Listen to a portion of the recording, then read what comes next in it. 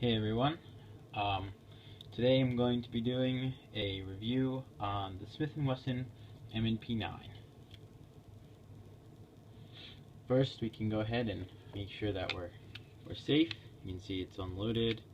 See right down there. Nothing going on there. Alright, so today I'm going to be comparing this gun mainly to the Glock, which I don't have currently, but my buddy has one, and that's the one that I've been comparing it to make my decision to eventually purchase this. Not gonna lie, one of the main reasons I decided to purchase this was because he had a Glock, so I can have some variety in without spending a ton of money. But I actually do prefer this gun, both the way it shoots, the trigger pull is really nice, and the way it sits in my hand. I feel like the Glock for me is just it's a little bit big. You can see my hands aren't giant, or far from giant, but it fits really nicely. I feel like I got a nice good grip, and it just sort of sits right where I want it to. You can see that there. The other thing, I know everyone knows about the sights on the Glock. A lot of people don't like them, and a lot of people like them. I personally don't like them. I know it's easy to change them out, but these sort of just they just go right where I want them to, and I have really no trouble at all looking at them and lining them up and everything, and it just feels like it comes a little bit more natural. So that was one factor. It also comes with these two grips. You can change them out even if you want a little bit of a smaller one or a bigger one. I tried all three one day at the range, and I wound up preferring the one that comes with it, comes mounted on it originally, which is the intermediate size. I guess most people prefer that one, but they're all there for you if you want them. It's another interesting feature is the way you disassemble it, which for those of you that know this, I apologize. For those of you that don't, there's a little tool back here that pops out, and then you go down in the receiver here, push this little lever down. Well, normally it's up like that. Push it down, and then flip the lever up, and then release, and you can come apart.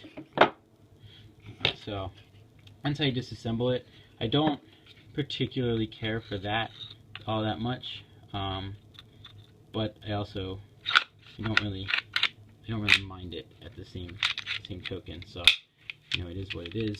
And then come back in here, you can toss. So you don't need to use this specific tool for that. You can use really anything. I've used paperclip before if I had to, but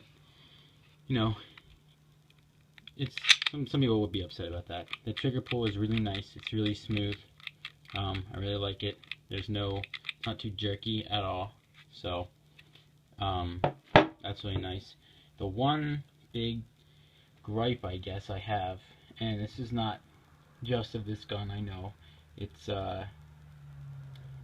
with a lot of other ones, but magazines. So they're 10-round magazines, which is a little bit smaller than the Glock, which I said I'm going to compare this to.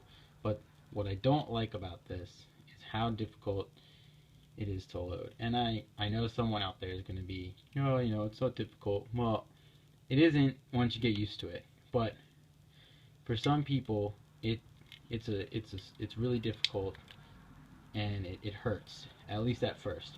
Now, I'm used to it now, so I'll show you. I'll load, and it's pretty standard looking, but in the cold weather, especially if you shoot outside, I pretty much go exclusively to an outside range.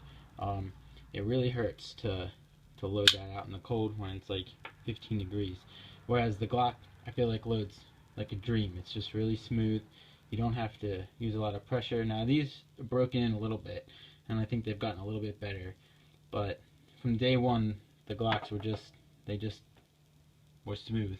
So I definitely don't like that feature. But other than that, this is a great gun, and definitely can show you how nice release there. Everything is good, but it's I definitely recommend it if you've been wondering or on the fence.